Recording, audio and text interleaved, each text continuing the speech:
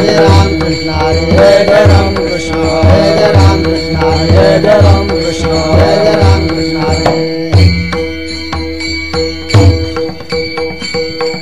रूप पाहता लोचनी सुख झाले हो साजरे तो हा विठ्ठल बरवा तो हा माधव बरवा तो हा माधव बरवा तो हा माधव बरवा पाहता लोचनी सुख झाले हो साजरे तो हा विठ्ठल बरवा तो हा माधव बरवा तो हा माधव बरवा तो हा माधव बरवा बहुता सुकृताली जोडी म्हणून विठ्ठले आवडी तो हा विठ्ठल बरवा तो हा माधव बरवा तो हा माधव बरवा तो हा माधव बरवा बहुत सुकृताची जोडी म्हणून विठ्ठले आवडे तो हा विठ्ठल बरवा तो हा माधव बरवा तो हा माधव बरवा तो हा माधव बरवा सर्व सुखाले बाप रखुमा देवीवर तो हा विठ्ठल बरवा तो हा माधव तो हा माधव बरवा तो हा माधव बरवा सर्व सुखाचे दगड बाप रखुमा देवीवर तो हा विठ्ठल बरवा तो हा माधव बरवा तो हा माधव बरवा तो हा माधव बरवा जय जय राम कृष्ण जय जय राम कृष्ण हरे जय राम कृष्ण जय जय राम कृष्ण हरे जय जय राम कृष्ण जय जय राम कृष्ण जय जय राम कृष्ण जय जय राम कृष्ण हरे जय जय राम कृष्ण हरे जय जय राम कृष्ण हरे जय जय राम कृष्ण हरे जय जय राम जय जय राम कृष्ण हरे जय जय राम कृष्ण हरे जय जय राम कृष्ण हरे जय जय राम देवाचे द्वारी उभा क्षण भरी देवाचे द्वारे उभान भरी देवाचे द्वारे उभा क्षण भरी देवाचे द्वारे उभाषण भरी त्याने मुक्तीचारे साधिल्या तेने मुक्तिचार साधलेल्या तेने मुक्तिचार साधलेल्या हरिमुखे म्हणा हरिमुखे म्हणा हरिमुखे म्हणा हरिमुखे म्हणा हरिमुखे म्हणा हरिमुखे म्हणा हरिमुखे म्हणा हरिमुखे म्हणा पुण्याची गणना कोण करी पुण्याची गणना कोण करी पुण्याची गणना कोण करी असोनी संसारी जिवे वेगू करी असोनी संसारी जिवे वेगू करे असोनी संसारी जिवे वेगू करी असोनी संसारी जिवे वेगू करे वेदशास्त्र उभारे बाह्या सदा वेदशास्त्र उभारे माया सदा वेदशास्त्र उभारे माया सदा हरिमुखे म्हणा हरिमुखे म्हणा हरिमुखे म्हणा हरिमुखे म्हणा हरिमुखे म्हणा हरिमुखे म्हणा हरिमुखे म्हणा हरिमुखे म्हणा पुण्याची गणना कोण करी पुण्याची गणना कोण करी पुण्याची गणना कोण करी ज्ञानदेव म्हणे व्यासाची एक खुण ज्ञानदेव म्हणे व्यासाची खुणा ज्ञानदेव म्हणे व्यासाची एक खुण ज्ञानदेव म्हणे व्यासाची खुणा द्वारकेचा राणा पांडवा घरी द्वारकेचा राणा पांडवा घरी द्वारकेचा राणा पांडवा घरी हरिमुखे म्हणा हरिमुखे हरिमुखे म्हणा हरिमुखे म्हणा हरिमुखे म्हणा हरिमुखे म्हणा म्हणा हरिमुखे म्हणा पुण्याची गणना कोण करी पुण्याची गणना कोण करी पुण्याची गणना कोण करी विठोबा रखुमाये विठोबा रखुमाये विठोबा रखुमाये विठोबा रखुमाये विठोबा रखुमाये विठोबा रखुमाये विठोबा रखुमाये विठोबा रखुमाये विठोबा रखुमाये विठोबा रखुमाये विठोबा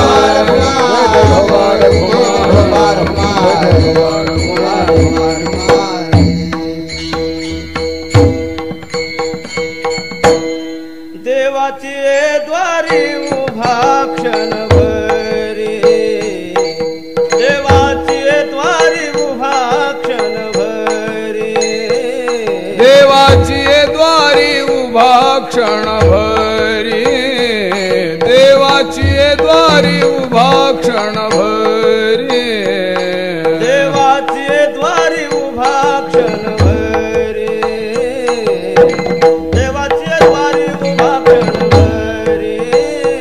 देवाची द्वारी उभा क्षणभरी देवाची द्वारी उभा क्षणभरी तेने मुक्तीचारी साधियल्या तेने मुक्तीचारी साधियल्या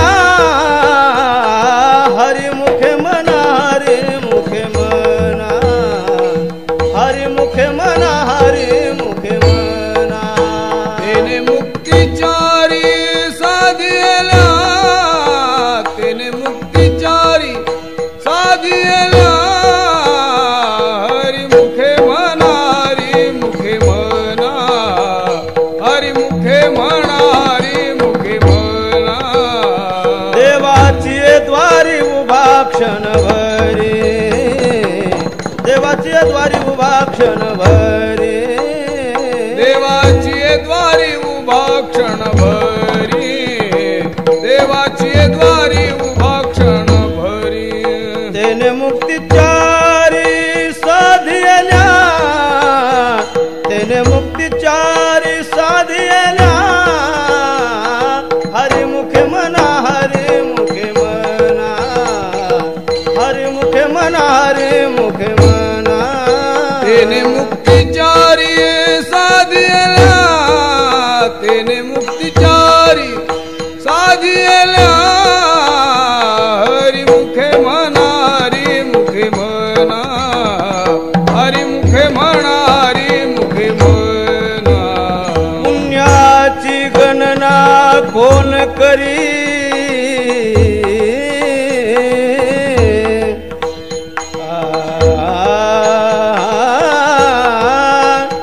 पुण्याची गणना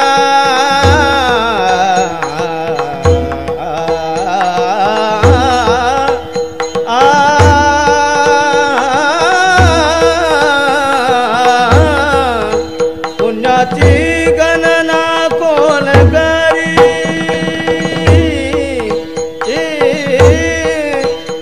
पुण्याची गणना पुण्याची गणना कोण करी पुण्याची गणना कोण करी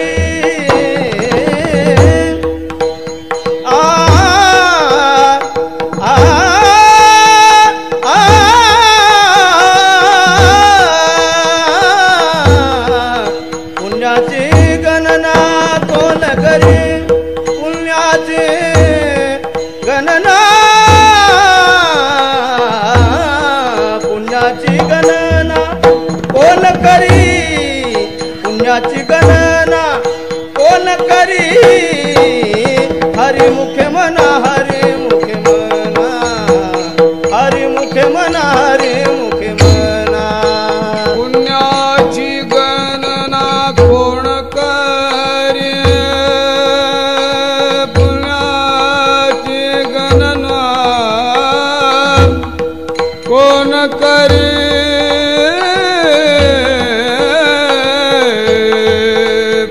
पुण्याची गणना कोण करी पुण्याची गणना पुण्याची गणना पुण्याची गणना कोण करी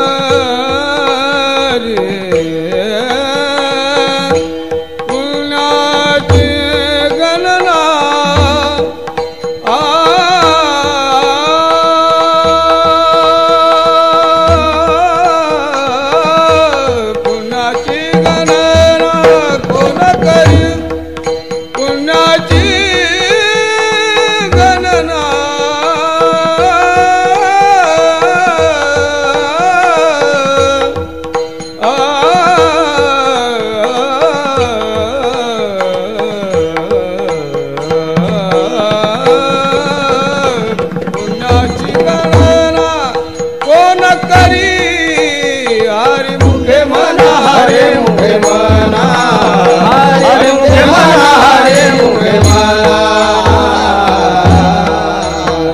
विठ्ठल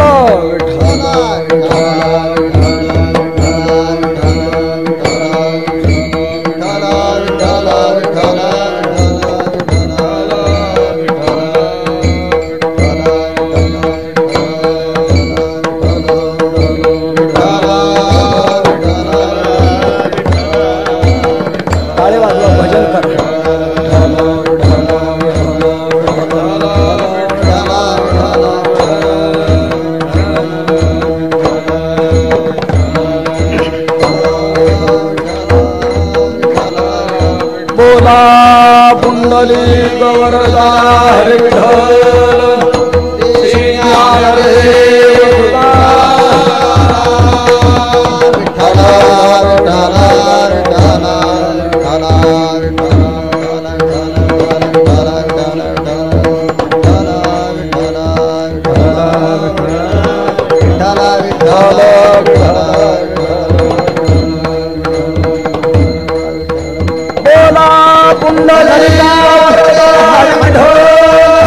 श्री ज्ञानदेव विठ्ठल ज्ञानेश्वर महाराज की जय, जगद्गुरु तुकाराम महाराज की जय।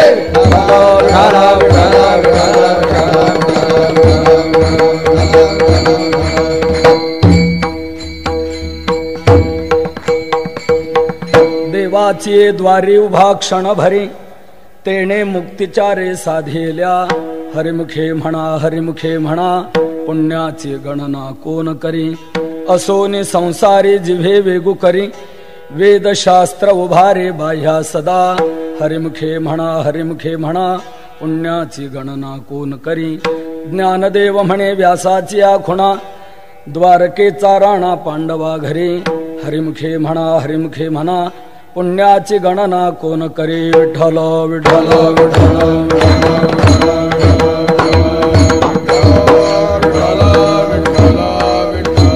पांडुरंगा करू प्रथम नमन पांडुरंगा करू प्रथम नमन पांडुरंगा करू प्रथम नमन पांडुरंगा करू प्रथम नमन दुसरे चरणा संतांतिया दुसरे चरणा संतांतिया दुसरे चरणा संतांतिया त्यांच्या कृपादाने कथेचा विस्तार कृपादाने कथेचा विस्तार त्यांच्या कृपादाने कथेचा विस्तार कृपादाने कथेचा विस्तार बाबाजी सद्गुरु दास तुका बाबाजी सद्गुरु दास तुका बाबाजी सद्गुरु दास तुका काय माझी वाणी मानेल संतांसे रंजवू चित्तासे आपुलिया योंत प्रविश्य मम वाचमिमां प्रसुप्तां संजीवयत्यखिल शक्तिधर स्वधाम्ना अन्यांश्च हस्तचरण श्रवणत्वगादेन प्राणान्नमो भगवते पुरुषाय तुभ्यम् आत्मरूप गणेश स्मरण सकळ विद्यांचे अधिकरण तेची वंदु श्री चरण श्री गुरूंचे ते नमस्कारुनी आता ओम नमो ज्ञानेश्वरा करुणाकरा दयाळा तुमचा अनुग्रह लाधलो पावन झालो चराचरी देवाचे द्वारे उभा क्षण भरी तेने मुक्तिचारे साधेल्या हरिमुखे म्हणा पुण्याची गणना कोण करी प्रस्तुत सेवेकरता घेतलेला अभंग हा साधकांचे मायबाप योग्यांची माऊली वैष्णवांचे मुकुटमणी सकल संत कंठभूषण अलंदीप ज्ञानोबाराय यांचा आहे. हरिपाठातील हा पहिलाच अभंग आहे. सर्वांच्या परिचयाचा असा आहे. हरिपाठ आणि आपला वारकरी संप्रदाय याचा घनिष्ठ संबंध आहे. हरिपाठ ही आपली वारकऱ्यांची संध्या आहे. हरिपाठ म्हटल्याशिवाय आपण अन्न पाणी ग्रहण करू शकत नाही. म्हणून हरिपाठ या ग्रंथाला आपल्या संप्रदायामध्ये फार महत्व आहे. ज्ञानोबरायांनी हरिपाठ ग्रंथ हा जो निर्माण केला हा मोठ्या दयार्द्र अंतःकरणाने निर्माण केला. ज्ञानेश्वर महाराजांनी अगोदर ज्ञानेश्वरी लिहिली, त्यानंतर अमृतानुभव लिहिला, चांगदेव 65 लिहिली. परंतु ज्ञानोबरायांचं तितकंस समाधान झालं नाही. का? आपण ही ग्रंथसंपत्ती निर्माण केली खरी, परंतु याचे अधिकारी उच्च दर्जाचे सर्वसामान्य जीवन करता आपल्या याचा काय कितीसा उपयोग होणार. म्हणून सर्वांच्या दृष्टीने आपण काहीतरी करायला. ही ग्रंथ संपत्ती उच्च अधिकाऱ्या करताय. ज्ञानेश्वरी हा ग्रंथ बघा, याचा अधिकारी कोण? ज्ञानोबराय म्हणतात हे अध्यात्मशास्त्र आहे आणि या अध्यात्मशास्त्रात अंतरंग वृत्तीचाच अधिकारी आहे. अहो अध्यात्मशास्त्री ये अंतरंगची अधिकारी, अंतरंग वृत्तीचा याचा अधिकारी. इंद्रियांच्या मागे सैराट मोकाट जीवन जगणारा तो याचा अधिकारी ठरू शकत नाही. जो इंद्रियांना चोरून परावृत्त होईल त्यालाच काही हे प्राप्त होऊ शकतं. आत्मप्रभा नीच नवी तेची करुणी ठाण दिवी, जो इंद्रिया ते चोरून जेवी तयासीच फावे. म्हणून पहिल्या अध्यायाच्या आरंभी ज्ञानोबा ज्ञानेश्वरीमध्ये श्रोत्यांना थोडस खडसवतात, जरा स्पष्ट बोलतात. ज्ञानोबा म्हणतात आपण फार जण उपस्थित झालेला आहात, पण माझी एक विनंती आहे आपल्याला, अर्जुनाच्या योग्यतेचे जे कोणी ऐकणारे असतील त्यांनी माझ्या इकडे बोलण्याकडे लक्ष द्या. अहो अर्जुनाचे पांथी जे परिसणया योग्य होती तीही कृपा करून संती अवधान द्यावे. याचा अर्थ असा, अध्यात्मशास्त्राचा या ज्ञानेश्वरी ग्रंथाचा उच्च दर्जाचा अधिकारी. तसेच अमृतानुभव हा ग्रंथ हा देखील उच्च कोटीचा असा ग्रंथ आहे. तोच अमृताचा अनुभव सिद्धानुवाद तो आहे. ज्ञानोबा आहे या अमृतानुभव ग्रंथाचा अधिकारी कोण हे अमृतानुभवाच्या शेवटच्या ओळीमध्ये सांगतात. ज्ञानदेव म्हणे श्रीमंत हे अनुभवामृत सेवोनिया जीवनमुक्त हेची होतो. श्रीमंत म्हणजे घनो पैसा ते याचे अधिकारी असं मात्र समजू नका. श्रीमंत म्हणजे जे साधनेने संपन्न आहेत, ज्यांनी परमार्थाची काही वाटचाल केलेली आहे, साधनेचे टप्पे काही ज्याने गाठवलेले आहेत, असा उच्च दर्जाचा याचा अधिकारी होतो. त्या अमृतानुभवाची भाषा तर वरवरही समजत नाही. ज्ञानेश्वरीची तरी भाषा वरवर आपल्याला समजू शकते, अमृतानुभवाची भाषा वरवरही समजत नाही. प्रकाश तो प्रकाशकी यासी नवंचे घेऊ चिकी म्हणून जगासी की वस्तुप्रभा. आम्ही पूर्ण हंता वेठलो सैंग आम्हीच दाटलो मा लोपलो ना प्रगटलो कोणाहुनी. वरवरही भाषा आपल्याला समजू शकत नाही. तसेच चांगदेव 65 हा ग्रंथ हा तर उच्च कोटीचा ग्रंथ आहे. 14 वेळा ज्याने काळाला थप्पड मारलेली आहे, 1400 वर्ष शरीर चिरंजीव ठेवलेला आहे, 14 विद्या 64 कलांनी युक्त आहे. त्या चांगदेवालाही ती चांगदेव 65 कळली नाही, तुम्हा मग वांगदेवांना कुठून कळणार? चांगदेवाला देखील काही समजू शकली नाही. ज्या वेळेला चांगदेवाने पत्र पाठवलं ज्ञानोबरांकडे, परंतु ते कोरच पाठवलं, त्याच्यावर काही त्याला लिहिता आलं नाही. तशीच कोऱ्या कागदाची घडी करून दिलेली आहे. ज्ञानोबरायांजवळ दिली त्या शिष्याने. निवृत्तीनाथ म्हणतायत ज्ञानोबराय काय दिलेलं आहे? मुक्ताबाई म्हणते दादा काय त्या चांगदेवाने लिहिलेलं आहे? म्हणे काय नाही, कोराच कागद आहे. म्हणे 1400 वर्ष जगून चांगल्या कोराच राहिला का? असू द्या म्हणे, ठीक आहे कोरा आहे तेच बरं आहे, कोऱ्यावर काहीतरी लिहिता येतं. पहिलीच ज्याने चिडबिड केलेली आहे त्याचा काही उपयोग होऊ शकत नाही. ज्ञानोबराय याच कागदावर त्या चांगदेवाला काही बोध करा. म्हणून त्याच कागदावर ज्ञानोबरांनी 65 ओव्या लिहिल्या. 65 ओव्याच का लिहिल्या यातही थोडासा मार्मिक अर्थ आहे. चांगदेव हा 14 विद्या 64 कलांनी युक्त होता, पण 65वी कला त्याला ज्ञात नव्हती. ती 65वी कला ज्ञात होण्याकरता ज्ञानोबरांनी 65 ओव्याचा हा ग्रंथ लिहिला. ती चिठ्ठी घेऊन शिष्य परत आला. चांगदेवाने वाचून पाहिले, परंतु चांगदेवाला काहीच बोध झाला नाही. त्यातली पहिलीच ओवी अशी आहे, स्वस्ती श्री वटेशु जो लपोनी जगदा भासू दावी मग ग्रासू प्रगटला करे.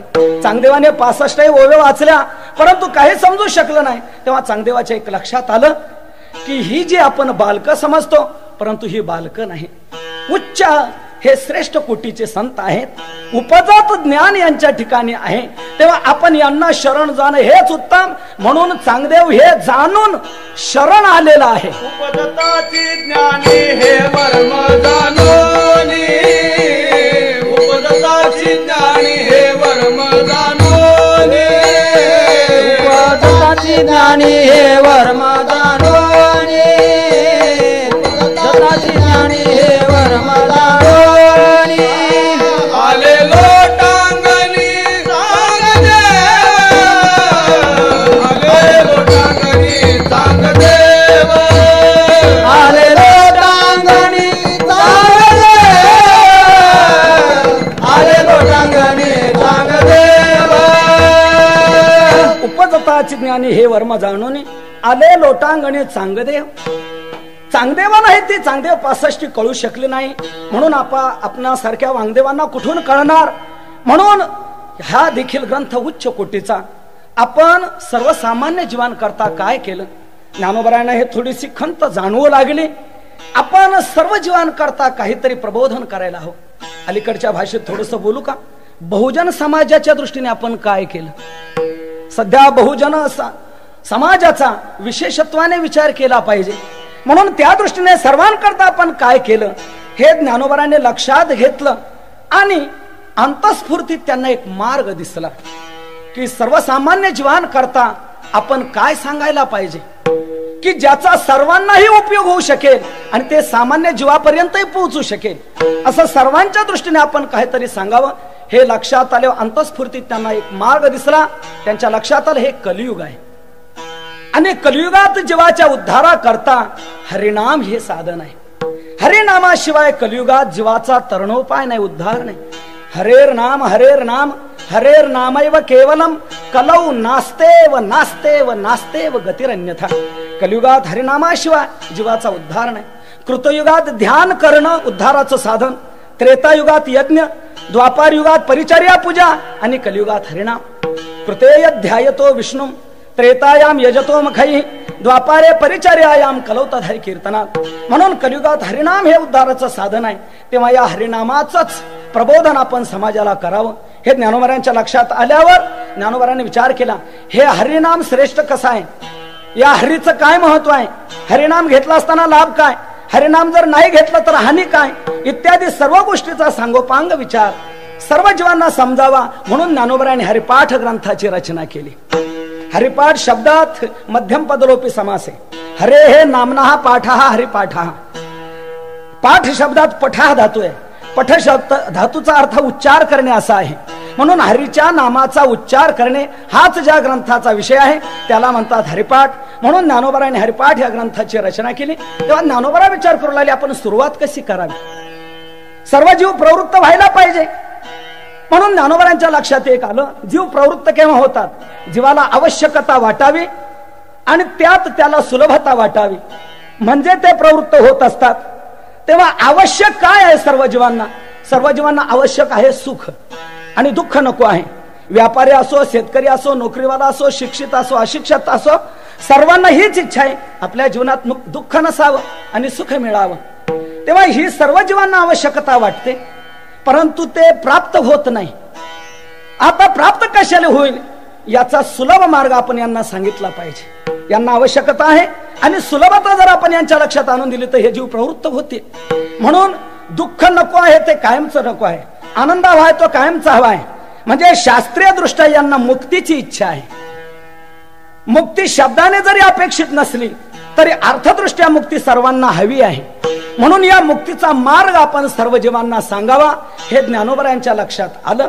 परंतु ती एकच मुक्ती नाही, 4 मुक्ती आहेत. 4ही मुक्ती या सर्व जीवांना मिळायला पाहिजे. म्हणून 4 मुक्तीचा सोपा मार्ग जर आपण यांना सांगितला तर हे जीव इकडे प्रवृत्त होतील. अवघड कोणी न करी सांगता सुलभ बहुता गोड वाटे म्हणून सुलभ सांगावं या दृष्टीने ज्ञानोबरांनी या हरिपाठाची सुरुवातच तशी केली की या 4 मुक्ती कोणाला मिळतात तर जो देवाच्या द्वारात क्षणभर उभा राहतो त्याला 4ही मुक्ती मिळतात असं ज्ञानोबा या हरिपाठाच्या अभंगाच्या प्रथम चरणामध्ये सुरुवात करतात. देवाची द्वारी उभा क्षणभरी, देवाची द्वारी उभा क्षणभरी, देवाची द्वारी उभा क्षणभरी, देवाची द्वारी उभा क्षणभरी.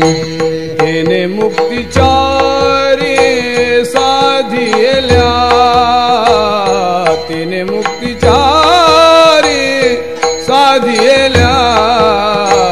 हरिमुखी म्हणा, हरिमुखी म्हणा, हरिमुखी म्हणा, हरिमुखी म्हणा. तिने मुक्तीचारी साधियल्या, तिने मुक्तीचारी साधियल्या.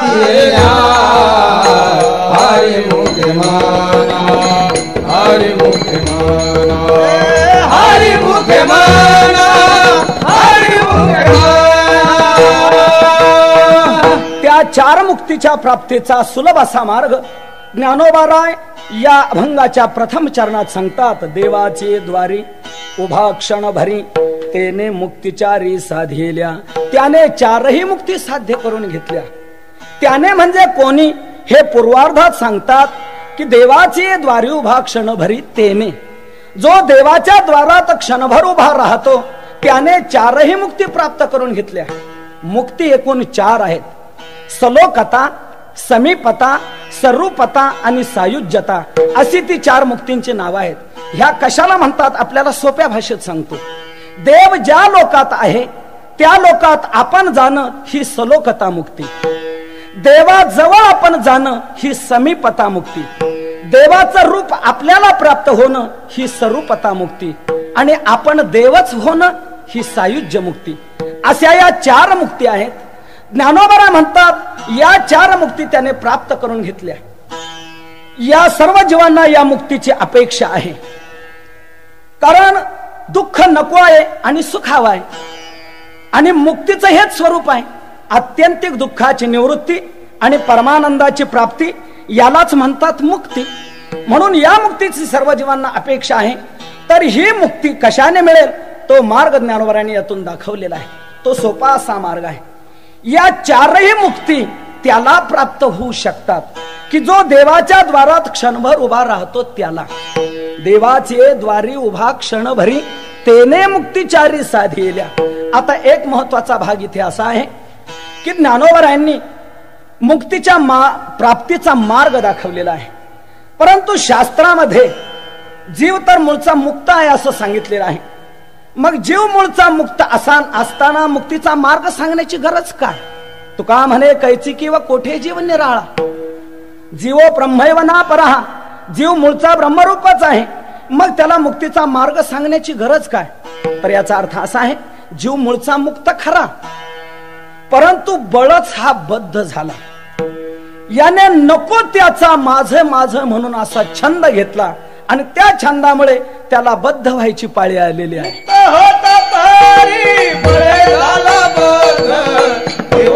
छंद माझे माझे देवनिया छंद माझे माझे मुक्त होता पायी बळे झाला बद देवनिया छंद माझे माझे देवनिया छंद माझे माझे.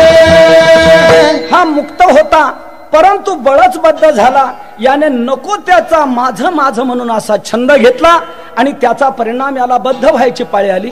मुक्त असून मुक्त आहोत असं वाटत नाही. बद्धतेचा भ्रम झालेला असल्यामुळे संतांना मुक्तीचा मार्ग सांगण्याची गरज वाटली. म्हणून ज्ञानोबरांचं दयार्द्र अंतःकरण बद्ध झालेल्या जीवांना मुक्तीचा मार्ग सांगण्याकरता ते या ठिकाणी या हरिपाठ ग्रंथाची रचना करतात. विठ्ठल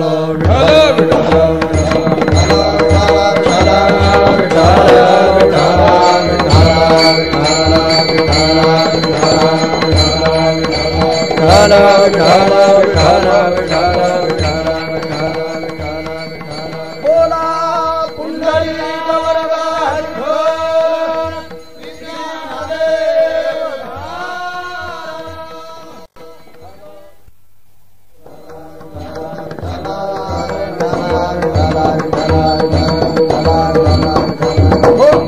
ज्ञानोबराने दयार्द्र अंतःकरणाने हा हरिपाठ ग्रंथ निर्माण केला. आता थोडंसं एक बोलायचं म्हणजे असं, अलीकडचे काही लोक याबाबत थोडासा आक्षेप घेतात. ते म्हणतात का आम्ही ज्या ज्या वेळेला काही कीर्तन ऐकतो, तुमचे कार्यक्रम ऐकतो, त्यावेळेला तुमच्या कार्यक्रमातून वेद शास्त्र पुराण हरिपाठ आदी करून याचाच नेहमी विचार येतो. जे जुनच तुम्ही कुठपर्यंत लोकांपुढे मांडत राहणार, काही नवीन समाजाच्या पुढे आणणार की नाही. हे जुनेच ग्रंथ तुमच्या कुठपर्यंत लोकांपुढे ठेवणार. नवीन काही आणा. सध्या लोकांचा नवीनाकडे फार भर आहे. जुनं जुनं मागं पडत चाललंय. नवीनाची अपेक्षा वाढत चाललेली आहे. मागचं मासिक या महिन्यात चालत नाही, मागचं पाक्षिक या पंधरवड्यात चालत नाही, मागचं साप्ताहिक या सप्ताहात चालत नाही, कालचं दैनिक आज चालत नाही, आजचा सकाळ संध्याकाळी चालत नाही, संध्या आहे का म्हणतात. म्हणजे इतका नवीनाकडे लोकांचा भर चाललेला आहे. आणि तुम्ही हे जुनच कुठपर्यंत लोकांच्या पुढे ठेवणार? तर याचा अर्थ असा आहे, हे जुनच आम्ही अजूनही लोकांच्या पुढे का ठेवतो? याचं कारण आहे, भामती निबंध नावाचा एक ग्रंथ आहे. त्या ग्रंथामध्ये अशी एक कारिका आहे, या शास्त्राचा आजही विचार करण्याची गरज का आहे? त्याचं कारण ते एक स्पष्ट सांगतात, दुःख नावाची वस्तू जगात जर शिल्लक आहे ना, मग दुःख निवृत्तीचा मार्ग सांगणारी जी शास्त्र आहेत त्यांची आजही गरज आहे. एवं ही शास्त्र विषय न जिज्ञासेत यदि दुःखम नाम वस्तू जगती नस्यात. जर दुःख नावाची वस्तू जगात शिल्लक नसती तर आजही या शास्त्राधिकांचा विचार करण्याची गरज नव्हती. परंतु दुःख शिल्लक आहे. सध्याचं जे वाङ्मय आहे ते दुःख निवृत्त करणार नाही. त्या वाङ्मयाच्या योगाने उलट दुःख वाढणार आहे, दुःख कमी होणार नाही. म्हणून दुःख निवृत्तीचा मार्ग सांगणारी जी शास्त्र आहेत त्यांची आजही गरज आहे. म्हणून हरिपाठ हा 27 अभंगाचा छोटासा जरी ग्रंथ असला तरी तो शास्त्र म्हणण्याला हरकत नाही असा आहे. शास्त्र का म्हणायचं? शास्त्राच्या व्याख्येत बसतो म्हणून. शास्त्र कशाला म्हणतात? जे हिताहिताचं शासन करतं त्याला शास्त्र म्हणतात. शास्ती हिताहितम तच्छास्त्रम. अगर दुसरी एक अशी व्याख्या केलेली आहे, जीवाची प्रवृत्ती कशात असावी आणि जीवाने निवृत्त कशातून व्हावं याचा मानवांना जे उपदेश करतं त्यांना म्हणतात शास्त्र म्हटलं जातं. प्रवृत्तिर्वा निवृत्तिर्वा नित्येन कृतकेन वा पुंसाम एनोपदिश्येत तच्छास्त्रमभिधीयते. त्याला शास्त्र असं म्हटलं जातं. म्हणून हरिपाठ ग्रंथामध्ये जीवाची प्रवृत्ती कुठे असावी आणि जीवाने निवृत्त कशातून व्हावं याचं प्रबोधन केलेलं असल्यामुळे हरिपाठ या ग्रंथाला शास्त्र म्हणायला हरकत नाही.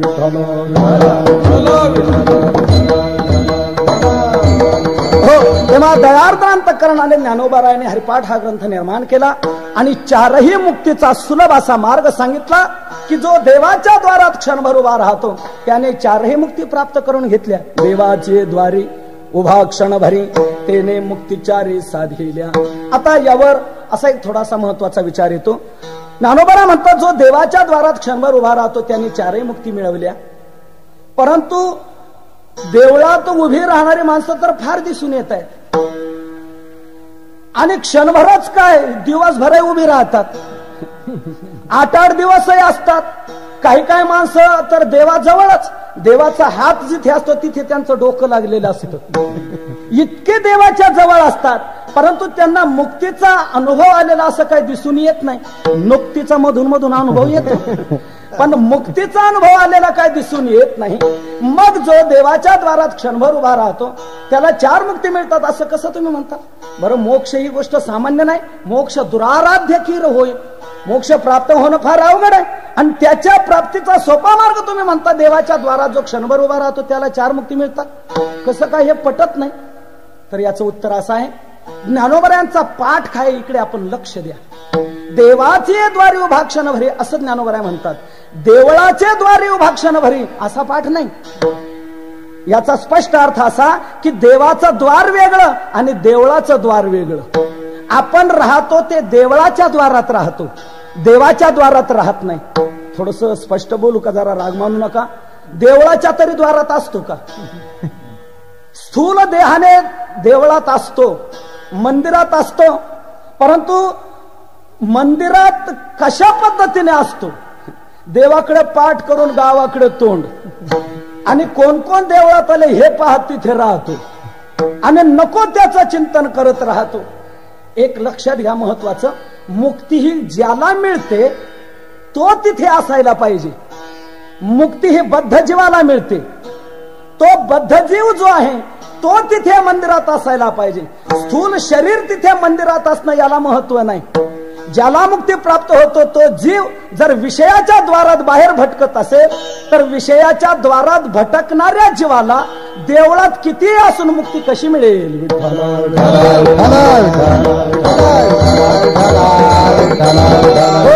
आपण भलत्या द्वारामध्ये जातो. शब्द स्पर्श रूप रस गंध हे पंचविषय आहेत आणि या पंचविषयाच्या द्वारामध्ये जीव भटकतो आहे. देवळात राहून देखील माणसं या बाहेरच्या विषयाकडे भ्रमण करत असतात. म्हणून या दृष्टीने हा देवळाच्या द्वारात जरी असला तरी तो देवळाच्या द्वारात म्हणता येणार नाही. कारण ज्याला मुक्ती मिळते तो तिथं नाहीये. तो बाहेर विषयाच्या द्वारात मनाने भटकतो आहे. बाहेर जातो आहे, म्हणून तो देवाच्या द्वारात आहे असं म्हणता येणार नाही. म्हणून ज्ञानोबरायांचा मार्मिक पाठ आहे की देवाचे द्वारी उभा क्षणभरी, देवाच्या द्वारात उभं राहा असं स्पष्ट सांगतायत. आता याचा एकेका पदाचा मार्मिक आपण विचार करू. पहिल्यांदा देव याचाच विचार करू. तुम्ही देवाच्या द्वारात क्षणभर उभं राहायला सांगता, पण लोकांची परिस्थिती अशी आहे सध्या देवच मानायला तयार नाहीत. पहिले देवच नाही तर त्याच्या द्वारात जाण्याची गरज काय? देव आहे कशावरून? त्यांना जर विचारलं ना तुम्ही का नाही म्हणता बुवा, ते म्हणतात आहे कशावरून? असता तर दिसला असता. ज्या अर्थी दिसत नाही त्या अर्थी नाही असा ते युक्तिवाद लढवतात. परंतु आमचं त्यांना असं म्हणणं आहे, तुम्ही जो युक्तिवाद आमच्या पुढे मांडता तोच युक्तिवाद सिद्ध करून द्या. जे जे दिसतंय ते ते आहे हे सिद्ध करून द्या, आणि जे जे दिसत नाही ते ते नाही हे सिद्ध करून द्या. मृगजळ दिसतंय मग ते आहे का? नाही. हनुमंत लंकेला गेलेला आहे, लंका जाळतो आहे, त्या चित्रपटावर धगधगीत अग्नी दिसतो आहे, मग तिथे तो आहे का? दिसतो पण नाही. म्हणजे जे जे दिसतंय ते ते आहे असं सिद्ध होत नाही. तसं जे जे दिसत नाही ते ते नाही हेही सिद्ध होत नाही. गुलाब, जाई, जुई, मोगरा, चमेली, निशिगंधा आदी करून ही फुलं आहेत. या फुलामध्ये सुगंध आहे की नाही? आहे. दिसतो तुम्हाला? आहे कशावरून? तुम्ही म्हणाल नाकाला कळतो की, सुगंध येतो की. सुगंध आला म्हणजे तो नाकाला कळला, डोळ्याला दिसला नाही. म्हणून दिसत नाही एवढ्यावरून आपल्याला नाही असं म्हणता येणार नाही. आता हे मारावी मंडळाचे खांब पसरलेले आहेत, त्या तारा आहे, त्या तारांमध्ये वीज आहे, पण ती वीज दिसते का आपल्याला? नाही. मग आहे की नाही? जर दिसत नाही ते ते नाही तुम्हाला म्हणायचं असेल तर खांबळ्यावर चढा, तारांना धरा, फक्त माझं नाव कोणाला सांगू नका. मग त्याच्यामध्ये वीज आहे की नाही कळल. म्हणजे दिसत नाही एवढ्यावरून तुम्हाला नाही असं म्हणता येणार नाही. दिसत जरी नसलं तरी तो आहे. कशावरून? ती वीज दिसत नाही तरी आहे. कशावरून म्हणतो? ट्यूब लागलेली आहे ना, पंखा चालू आहे ना, स्पीकर चालू आहे ना, फ्रीज चालू आहे ना, आधी करून हे कार्य दिसतंय ना, या कार्यावरून त्याचं कारण मानावं लागेल. तारामध्ये वीज आहे हे मानावं लागेल. तसं परमात्मा हा दिसत जरी नसला तरी तो आहे. तुका म्हणे आकळ आहे सकळ व्यापक, आहे सकळ व्यापक, आहे सकळ व्यापक. तुका म्हणे आकळ आहे सकळ व्यापक, आहे सकळ व्यापक, आहे सकळ व्यापक. तो दिसत जरी नसला तरी आहे. कुणी म्हणाल कशावर म्हणतात? तुम्ही किती सांगा आम्हाला पटत नाही, माझ्या मनाला हे पटत नाही. दिसत नाही ना? नाही. माझं एक म्हणणं आहे असं म्हणणाऱ्यांना, माझ्या मनाला ते पटत नाही असं ते म्हणतात. दिसत नाही यावरून मी एक विचारतो, मन दिसतंय का तुम्हाला? सांगा बरं. ज्या मनावरून तुम्ही सांगताना माझ्या मनाला हे पटत नाही म्हणता, दिसत नाही म्हणून नाही, मग मन दिसतंय का सांगा. मग न दिसणारं मन तुम्ही का मानता? न दिसणारं मन जर तुम्ही मानता तर त्या मनाला मनपणा ज्याच्यामुळे आहे त्याला का मानत नाही? उपनिषदामध्ये हे स्पष्ट म्हटलेलं आहे, यन मनसा न मनुते एनाहुर मनोमतम तदेव ब्रह्मत्वम विद्धि नेदम यदिदम उपासते. ज्याच्यामुळे मनाला मनपणा आहे तो आहे परमात्मा. म्हणून दिसत जरी नसला तरी तो मानायला पाहिजे. दिसत नाही याचा अर्थ असा आपली पाहण्याची दृष्टी नाही, आपली दृष्टी घाण झालेली आहे. नको ते वाईट पाहण्यामध्ये आपली दृष्टी भ्रष्ट झालेली आहे. या दृष्टीला देवाने कसं दिसावं? देव दिसण्याकरता तितकी शुद्ध दृष्टी असायला हवी. म्हणून या प्रकारे दिसत जरी नसला तरी तो आहे. कार्य दिसतंय ना, मग कार्यावरून कारण मानावं लागेल, आणि जे कारण आहे तो आहेच परमात्मा. हे सर्व जगत दिसतंय हे कसं काय? चित्रविचित्र जगत, अनेक प्रकारची रंगभरणी, वेगवेगळे आकार, वेगवेगळे नावं, हे वेगवेगळं स्वरूप जे दिसत आहे हे कुठून आलं, कसं आलं याचा शोध घ्याल की नाही? मग हे ज्या अर्थी दिसतंय याचा कोणीतरी करता मानाल की नाही? साधी एक व्यवहारातली गोष्ट घ्या. आता घागर आहे, घागर, तो घट निर्माण होण्याकरता कुंभार असायला पाहिजे की नाही? मातीचा तो घट बनतो ही गोष्ट खरी, माती तर सगळ्या ठिकाणी आहे, मग सगळ्या ठिकाणी घट का दिसून येत नाही? ज्ञानोबा म्हणतात, एरवी तरी भूमी आतून स्वयंभ, काय घडे या गाडग्याचे निघती कोंब, परी ते कुलालमतीचे गर्भ म्हटले की कुंभाराच्या बुद्धीचं ते कौशल्य आहे. म्हणून ते निर्माण करणारा तो कुंभार तिथे पाहिजे. कुंभाराशिवाय घट जर होईल तर परमात्म्याशिवाय हे जग होईल. विठ्ठल विठ्ठल एका ठिकाणी सुंदर म्हटलेलं आहे, जगताम यदि नो करता कुलालेन विना घटः चित्रकारम विना चित्रम स्वतएव भवेत तदा. जगाचा जर कोणी करता नसेल तर कुंभारा विना घट व्हायला पाहिजे, चित्रकाराशिवाय चित्र व्हायला पाहिजे. अहो एक वकील साहेब होते, ते असेच नास्तिक मतवादी, देव मानायचेच नाही. कसला देव कसलं काय, मी मानत नाही देव.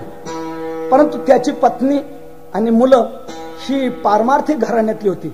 माहेर त्यांचं पारमार्थिक घराण्याचं होतं. त्यामुळे तिकडचे संस्कार ते होते. आस्तिकता त्यांच्या ठिकाणी चांगली होती. त्यांना फार वाईट वाटायचं, आपले वकील साहेब देव मानत नाही, यांचा उद्धार कसा होईल, काय करावं. पुष्कळ रीतीने सांगितलं, परिवर्तन घडे ना. एकदा त्यांचा एक मुलगा कीर्तनाला आला. त्या कीर्तनात त्याने हा श्लोक ऐकला, जगताम यदि नो करता कुलालेन विना घटा चित्रकारम विना चित्रम स्वतएव भवेत तदा. तो चित्रकलेत कुशल होता. त्याने सर्व चित्रकलेचं साहित्य आणलं. याचा उपयोग आपल्याला वडिलांच्या परिवर्तनाकरता करून घेता येईल. वडिलांच्या विश्रांतीच्या खोलीत त्याने समोरच्या भिंतीवर उत्तम असं भगवान श्रीकृष्णाचं चित्र काढलं, लड्डू गोपाल असं सुंदर चित्र काढलं, आकर्षक मनमोहक. आणि त्याने ते सर्व साहित्य त्या टेबलावरच ठेवलं. वडील आले संध्याकाळी, कोट काढून ठेवला, फॅन चालू केला, अंधार जास्त वाटला म्हणून ट्यूबचं बटन दाबलं, लख प्रकाश की समोर भगवान श्रीकृष्णाचं चित्र दिसलं, आकर्षक मनमोहक. पाहतच राहिले, मंत्रमुग्ध झाले, स्थिर झाले, खूप आश्चर्य वाटू लागलं. विशेष काय सुंदर चित्र आहे. पण काढलं कोणी, एक लक्षात घ्या, मानवाला काही आश्चर्यकारक दिसलं की तो तिथेच थांबत नाही. जे दिसलंय त्याच्या कर्त्याचा शोध घेऊ लागतो. हे कोणी केलं असावं, किती सुंदर आहे. हाक मारली, नरेंद्र इकडे आला. तो बाबा काय, तो वाटच पाहत होता कधी मला बाबा हाक मारतील. अरे हे चित्र कोणी काढलं म्हणे. कशाला कोण काढायला पाहिजे, म्हणजे कसं काय, पूर्वी इथे नव्हतं, आता इथे कसं काय आलं, आपोआप आला असेल. अरे आपोआप कसं काय येईल, काय झालं नाही यायला. अरे ही रंगभरणीय विचित्र, आकार आहे, आकर्षकता आहे. मग म्हणे असं झालं असेल. ही बघा, ही रंगपेटी आहे, सिस्पेन्सिल फुटपट्टी आहे. पहिल्यांदा ही सिस्पेन्सिल आणि फुटपट्टी हिने आराखडा तयार केला असेल. नंतर हे एक एक रंग उठून ते आपापल्या ठिकाणी लागले असतील आणि या प्रकारे झालं असेल. ते वकील साहेब चिडले, मूर्खा, अरे हे आपोआप उठतील कसे आणि लागतील कसे, गाढवा काहीतरी बोलतोस. तो म्हणला, बाबा मला गाढवा तुम्ही म्हणू नका. मला जर गाढव तुम्ही ठरवलं तर गाढव हे कोणापासून निर्माण होतं याचा विचार तुम्हीच करा. अरे वेळा असं म्हणतोस कसं, हे आपोआप उठतील कसे आणि लागतील कसे. मग तुमचं म्हणणं काय. माझं म्हणणं हेच आहे, ज्या अर्थी इथे नव्हतं आणि या ठिकाणी हे निर्माण झालं म्हणजे कोणीतरी कुशल चित्रकार असा असायला पाहिजे. त्याच्या बुद्धीचं हे कौशल्य, हे चित्र या ठिकाणी निर्माण झालेले. तेव्हा तो मुलगा म्हणला, बाबा एवढंच डोकं जर इकडे चालवलं तर आपला लवकर उद्धार होईल. एक चित्र होण्याकरता जर कुशल चित्रकाराची गरज आहे तर इतकं चित्रविचित्र जगत जे निर्माण झाले याच्याकरता कोणी कुशल नको का, याच्याकरता कोणी करता नको का. आणि जो करता आहे तोच आहे देव, की ज्याने हे सर्व विश्व निर्माण केलेलं आहे. ज्याने हे विश्व निर्मिले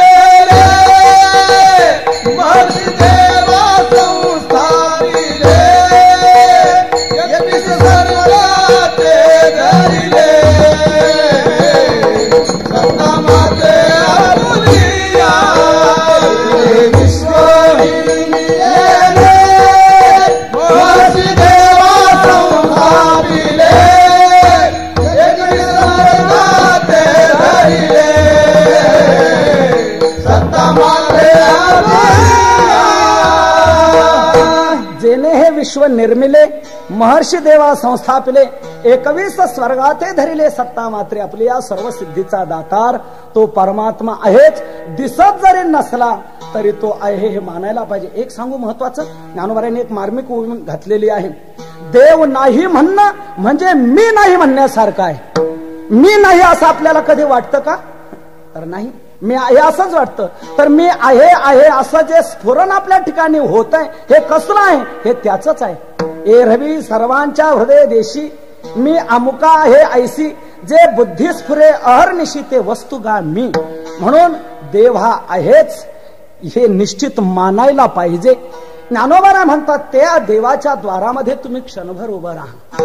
आता देवाचे द्वारी, आता द्वारी या पदाचा आपण विचार करू. ज्याची प्राप्ती करून घ्यायची आहे त्याच्या दरवाजात आपण जायला हवं. दरवाजा जो जाऊ शकत नाही तो आत जाऊ शकत नाही. कुठलंही घर म्हटलं की त्याला दरवाजा केला जातो. घरात जर जायचं असेल तर दरवाजातून जायला पाहिजे. घरात रिगाले दाराची सोय, भिंती सरे डोई घेऊन थोडी, भिंती सरे डोई घेऊन थोडी, भिंतीसरे डोई घेऊन थोडी. घरात रिगाले दाराची सोय, भिंतीसरे डोई घेऊन थोडी, भिंतीसरे डोई घेऊन थोडी, भिंतीसरे डोई घेऊन थोडी. घरात तरी घावे दाराची सोयी. घरात जायचं जर असेल तर दरवाजातून जावं. एक म्हणला मी दरवाजातून जाणार नाही. तुकोबारा म्हणतात तुझं काय होईल सांगू? भिंती सवे डोई घेऊन फोडी, भिंती बरोबर डोकं फोडून. म्हणून घरात जर जायचं असेल तर दरवाजातून जायला पाहिजे. तसं ज्ञानोबा म्हणतात तुम्हाला जिथं पोहोचायचंय तिथे जाण्याकरता तुम्ही दरवाजात पहिले या. आपण विषयाच्या भोगाच्या दरवाजात जातो तर तिकडून परावृत्त व्हा आणि इकडे देवाच्या दरवाजात या. आता इथे देवाच्या द्वारात म्हणजे नेमकं कुठं याचा आपण विचार करायला पाहिजे. तर इथे द्वार शब्दाचा अर्थ लक्ष नेणे, प्राप्ती साधन असा करावा. देवाच्या द्वारात उभं राहा म्हणतात म्हणजे देवाच्या प्राप्तीच्या साधनात उभं राहा असं ज्ञानोबारांना सांगायचे. द्वार शब्दाचा अर्थ साधन असा करावा. जसं घरात जाण्याचं साधन म्हणून दरवाजा आहे तसं देवाची जर प्राप्ती करून घ्यायची असेल तर त्याच्या द्वारात उभं राहा म्हणजे त्या साधनात उभं राहा. द्वार शब्द साधन या अर्थी वाङ्मयात अनेक ठिकाणी आलेला आहे. श्रीमद भागवतामध्ये द्वार शब्द हा साधनाला उद्देशून आलेला आहे. महत् सेवाम द्वार माहुर विमुक्ते हे. महत् सेवा म्हणजे संतांची सेवा हे मुक्तीचं द्वार म्हटलेलं आहे.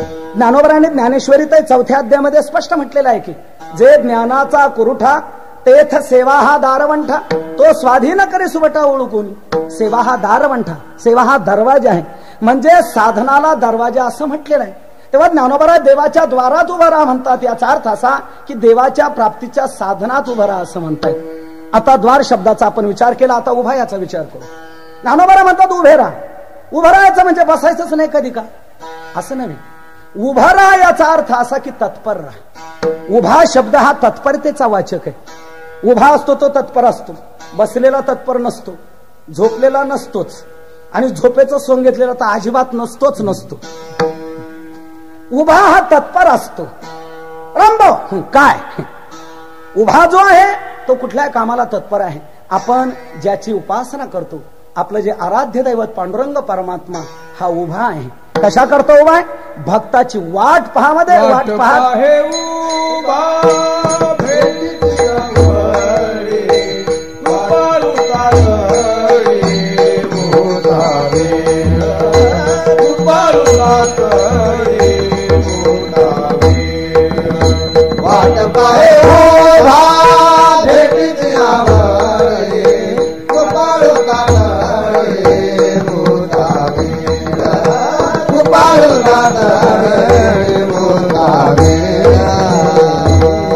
वाट पाहे उभा भेटीची आवडी कृपाळू तातडी उतावळ.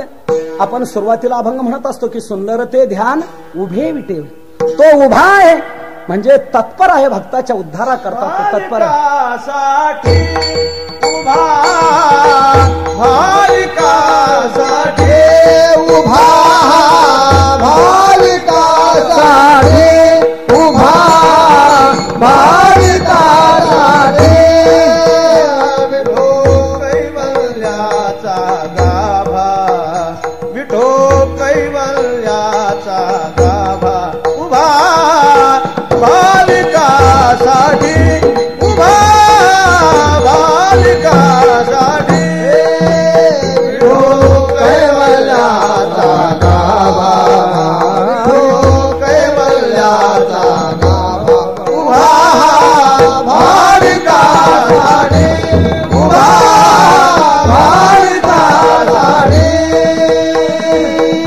भाविकासाठी उभा. भगवान हा भाविक भक्तांकरता उभा आहे. उभा आहे म्हणजे तत्पर आहे, त्याच्या उद्धारात करता तो कटिबद्ध आहे. तर या प्रकारे उभा शब्द हा तत्परता दाखवणार आहे. तेव्हा ज्ञानोबा म्हणतात देवाच्या द्वारा तुम्ही उभं राहा, म्हणजे देवाच्या प्राप्तीच्या साधनात तत्पर राहा. आता जे इलेक्शनच्या वेळेला उमेदवार उभे असतात, आम्ही या मतदारसंघात उभे आहोत म्हणतात, म्हणजे ते कधीच बसत नसतात का?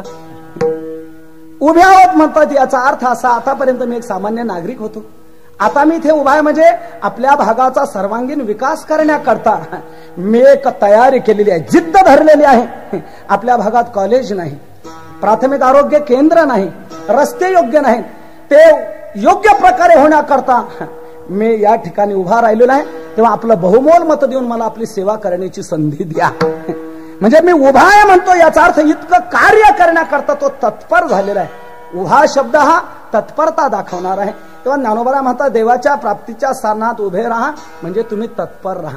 आता पुढे महत्वाचा शब्द आहे क्षणभरी. देवाच्या द्वारा तुम्ही क्षणभर उभे राहा म्हणतात. क्षणभर म्हणजे क्षणभरच का? आणि क्षणाने काम भागणार का? मग ज्ञानोबा क्षणभर का सांगतात? तर क्षणभर म्हणजे कायमचं राहा असं सांगायचं ज्ञानोबांना खरं. मग तुम्ही म्हणाल क्षणभरी शब्दाचा वापर का करतात? तर तुम्हा जीवांना प्रवृत्त होण्याकरता. तुम्ही आम्ही इकडे न वळणारी माणसं, तेव्हा इकडे आपल्याला वळवायचे, प्रवृत्त करायचे. आपण यांना कायमचं राहा असं सांगितलं तर कुणी प्रवृत्त होणार नाही. म्हणून क्षण दाखवला पाहिजे असं ज्ञानोबांना वाटू लागलं. जसं मुलगा जर औषध घेत नसेल आणि औषध जर नाही घेतलं तर त्याचा रोग बरा होणार नाही. म्हणून डॉक्टर सांगत असतो 3 टाइम गोळ्या द्या आणि 5 दिवसाचा कोर्स पुरा करा. आता जो एकदा घेत नाही तो 5 दिवस 3 टाइम काय घेणार? म्हणून आई त्याला काय म्हणते, काय नाही एकदा तर घे, एवढी एक तर गोळी घे, एवढी एक तर घे, असं एक घे म्हणत म्हणत त्याला 5 दिवसाचा कोर्स ती पुरा कर. 5 दिवस घ्यायला पाहिजे असं जर पहिल्यांदाच म्हटलं तर ते प्रवृत्तच होणार नाही. म्हणून एकदा घे, एक घे फक्त म्हणते. किंवा बाप देखील म्हणतो, तो कुठे जेवायला निघाला, मुलगा पाठीमागे लागला, मैलभर त्याला लांब जायचं असतं, तेव्हा नको असं वाटतं तो मुलगा आपल्या बरोबर. तो पत्नीला म्हणतो अगं याला आवर, मला जायचं जेवायला. ती आतूनच म्हणते जाणं घेऊन त्यांचं किती खपणार आहे, तो किती खाणार आहे. नाईलाज होतो. हा विचार करू लागतो जर आपण याला बरोबर घेऊन चाललो तर हे खांद्यावर घेऊन जावं लागेल, मग काय करावं? तेव्हा तो बाप त्याला म्हणतो हे बघ बाळ्या, मी तुला नेतो खरं, परंतु मी उचलून घेणार नाही, तुला चालत यावं लागेल. बोल मान्य आहे का? तो म्हणतो हा हा. तुम्ही एक लक्षात घ्या, मुलं पहिल्यांदा तुमच्या सगळ्या अटी मान्य करत असतात. तुम्ही जसं म्हणाल तसं हो हो हो, कारण त्याला माहित आहे पुढे गेल्यानंतर हा कुठे सोडून देणार नाही. अहो ज्याने होण्याकरता अनेक प्रयत्न केले तो मध्येच सोडून देईल कसा? तो हो हो म्हणतो मुलगा, जातो. चाल मग 50-100 फूट चालून गेल्यानंतर त्या मुलाची प्रश्नावली सुरू होते, बाबा किती लांब जायचं? आला आकारावर हे. तेव्हा बाप विचार करू लागतो की याला जर आता सांगितलं आपण की मैलभर जायचंय तर हे जागीच बसल, इथून हे पार्सल आपल्याला खांद्यावर वागवावं लागेल. म्हणून तो बाप त्याला म्हणतो हे बघ ही जी बिल्डिंग दिसते ना तिथपर्यंत जायचं. ती बिल्डिंग जवळ दिसते, ते पोरग तुरु पुढे चालत राहतं. ते बिल्डिंग राहिल्यानंतर त्याच्या पुढे पुन्हा बाप चालू लागतो, बाबा बिल्डिंग तर गेली, अरे तो आंबा दिसतो ना त्या तिथे जायचं. आंबा जवळ दिसतो, मग तो मुलगा पुढे पुढे त्या आंब्यापर्यंत जातो, आंबाही ओलांडला जातो. हे असंच बाबा आंबा गेला ना, अरे हा लिंब दिसतोय ना तिथपर्यंत जायचं. म्हणजे ह्या इथे जायचं, ह्या येथे जायचं, असं करत करत बाप त्याला मैलभर चालवत नेतो. तसं तुम्हा बालकांना ज्ञानोबरांना देवापर्यंत न्यायचे, मुक्तीपर्यंत न्यायचे. तेव्हा ज्ञानोबरांनी विचार केला, यांना जर सांगितलं बाबांनो आयुष्यात तुम्ही हे साधन करा असं जर सांगितलं तर एकही इकडे प्रवृत्त होणार नाही. म्हणून ज्ञानोबरा म्हणतात क्षणभर तर या, देवाचे द्वारी उभा क्षणभरी. एक म्हणतो तुम्हाला, क्षण म्हणजे क्षण जर ज्ञानोबरांना अभिप्रेत असता तर पुढे दुसऱ्या चरणात म्हणा, तिसऱ्या चरणात वेग करा, पुढे नित्य सत्यामित हरिपाडी जैसी, नित्य नेम नामी ते प्राणी दुर्लभ, हे कशाला म्हटलं असतं? आणि शेवटच्या अभंगात तर कळस केलाय, रिकामार्थ घडी राहू नको.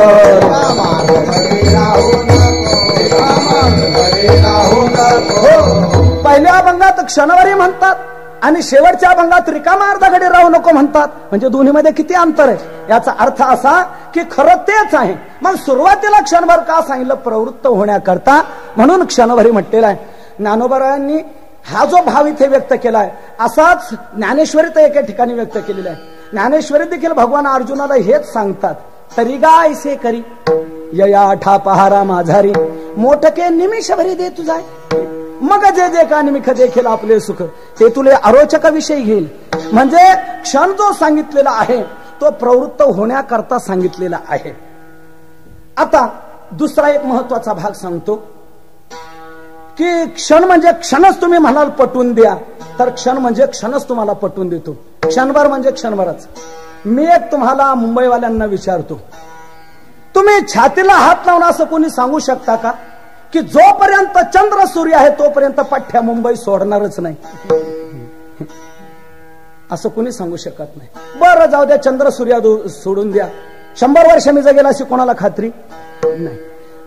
5 वर्ष जगेल अशी खात्री, 1 वर्ष जगेल अशी खात्री, 1 वर्षाचे 12 महिने पुढच्या महिन्यापर्यंत जगेल अशी खात्री नाही. 1 महिन्याचे 30 दिवस उद्यापर्यंत जगेल अशी खात्री नाही. 1 दिवसाचे 24 तास पुढच्या तासापर्यंत जगेल अशी कोणाला खात्री नाही. 1 तासाची 60 मिनिटं पुढच्या मिनिटापर्यंत मी जगेल अशी कोणाला खात्री नाही. 1 मिनिटाचे 60 सेकंद पुढच्या सेकंदापर्यंत जगेल अशी कोणाला खात्री नाही. म्हणजे याचा स्पष्ट अर्थ काय की पुढचा क्षण तुमच्या हातातला नाहीये. त्या पुढच्या क्षणात तुम्ही तिथे असालच असं सांगता येत नाही. म्हणून जो क्षण तुमच्या हातातला नाही त्या क्षणाचा तुम्हाला सांगून उपयोग काय? म्हणून जो क्षण तुमच्या हातातला आहे, जो चालू क्षण तुमच्या हातातला आहे त्या क्षणात करा. कारण या देहाचा क्षणाचाही भरवसा नाही. क्षणभंगूर नाही भरवसा, क्षणभंगूर नाही भरवसा. वारे सावध थोडा माया आशा, वारे सावध थोडा माया आशा. काही नसले मग गळा पडेल फासा, काही नसले मग गळा पडेल फासा. पुढे हुशार थोर आहे ओळसा, राम राम स्मरा आधी, राम राम स्मरा आधी. पुढे हुशार थोर आहे ओळसा, राम राम स्मरा आधी, राम राम स्मरा आधी. क्षणभंगूर नाही भरवसा, भारे सावध तोडा मायाशा. काही नचले मग गळा फडेल फासा, पुढे हुशार थोर आहे वळसा. 1 क्षणाचाही भरवसा नाही. म्हणून ज्ञानोबा म्हणतात जो चालू क्षण तुमच्या हातातला आहे त्या क्षणात तुम्ही करा देवाचे द्वारी उभा क्षण भरी. तेने मुक्तिचारी साधेल्या हो बार खुमाये, जय जय गोपार कुमाये, विठोबार कुमार, विठोबार कुमार, जय जय ढोबार कुमार, जय जय ढोबार कुमार, जय जय ढोबार कुमार.